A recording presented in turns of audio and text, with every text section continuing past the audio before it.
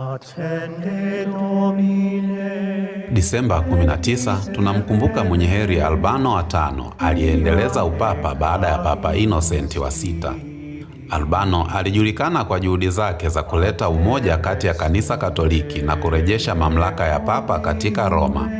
Moja ya mambo muhimu ya utawala wake, alijitahidi kurejesha makao makuu ya Kanisa Katoliki kutoka Avignon, Ufaransa, ambapo yalihamia kutokana na mgogoro wa kisiasa na vita vya kijamii wakati huo. Hata hivyo, alikufa kabla ya kufanikisha lengo hili, na hivyo utawala wake ulimalizika bila mafanikio katika hili. Alijulikana kwa kuwa na msimamo thabiti wa kidini na alifanya jitihada za kuboresha nidhamu ya kanisa na kupigania usafi wa maisha ya kifumbo.